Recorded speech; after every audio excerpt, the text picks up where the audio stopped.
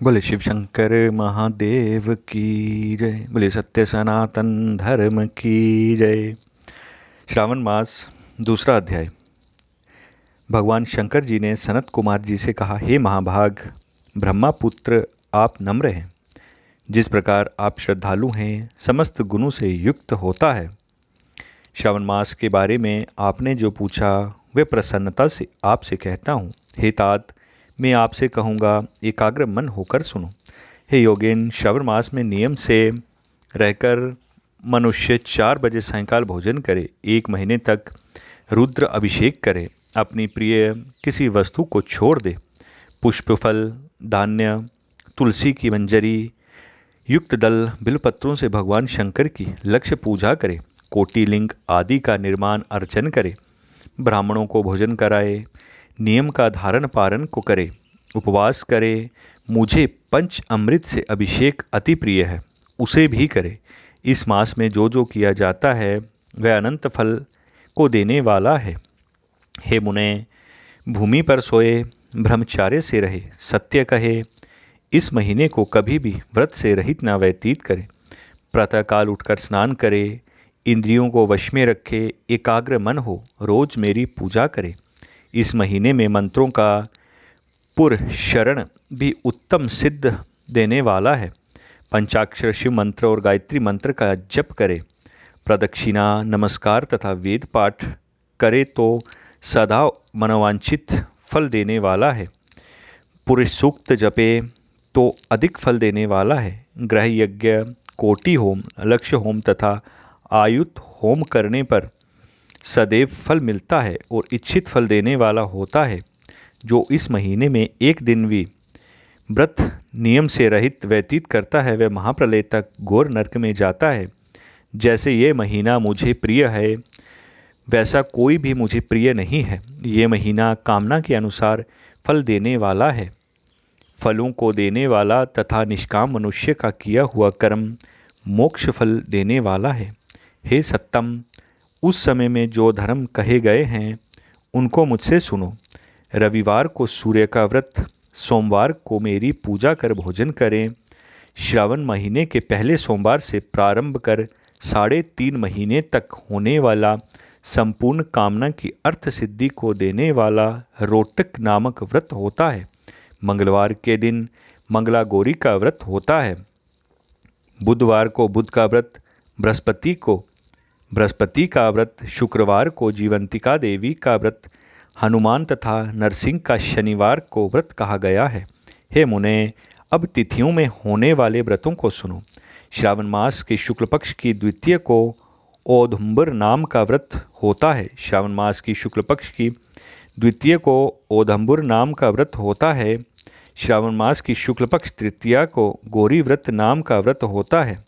श्रावण शुक्ल चतुर्थी को ध्रुवा गणपति का व्रत होता है। हे मुने, इसका अन्य नाम विनायक चतुर्थी व्रत भी है। श्रावण शुक्ल पक्ष की पंचमी नाग पूजन में उत्तम कही गई है। षष्ठी के दिन सुपोदन नामक व्रत और सप्तमी को शीतला देवी का व्रत होता है। अष्टमी और चतुर्दशी तिथि को देवी का प्रतिरोपण व्रत करें। श्रावण मास की कृष्ण तथा शुक्ल पक्ष की नवमी को नक्त व्रत का विधान कहा है। शुक्ल पक्ष दशमी को आशा नामक व्रत होता है।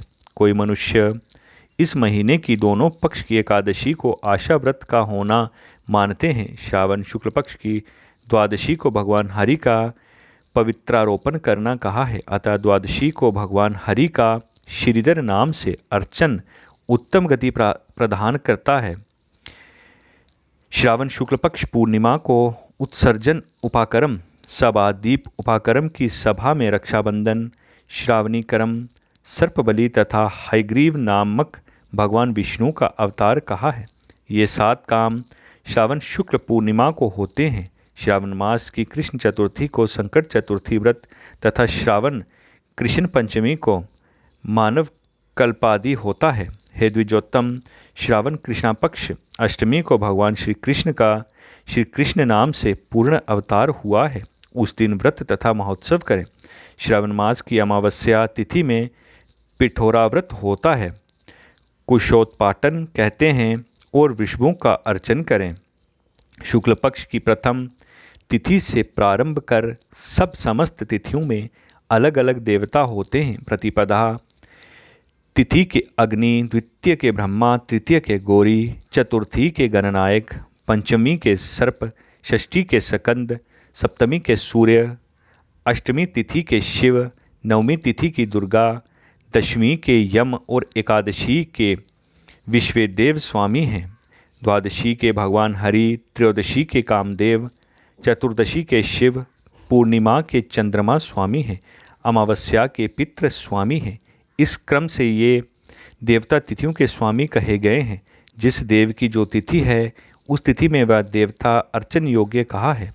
हे मुने, इस मास में प्रायः अगस्त्य नक्षत्र का उदय होता है। मैं उस समय को कहता हूँ, एकाग्र मन से आप सुने। सिंह राशि पर सूर्य के संक्रमण दिन से 12 अंश 40 घंटे बीत जाने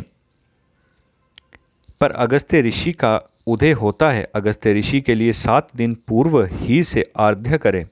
12 मास में सूर्य नारायण अलग अलग नाम से तपते हैं। श्रावण मास में घपसित नाम से तपते हैं। उनका पूजन भी इस महीने भक्ति द्वारा तत्पर ही करें। श्रावण में साग का त्याग, भाद्रपद में दही, अश्विनी में दूध और कार्तिक मास में दाल का त्याग करें। हे मानद, यह आपसे मैंने अति संक्षेप से उपदेश किया। हे मुनिश्रेष्ठ, इस मास में होने वाले व्रत और धर्मों का सविस्तार रूप से वर्णन कोई 100 वर्ष में भी नहीं कर सकता।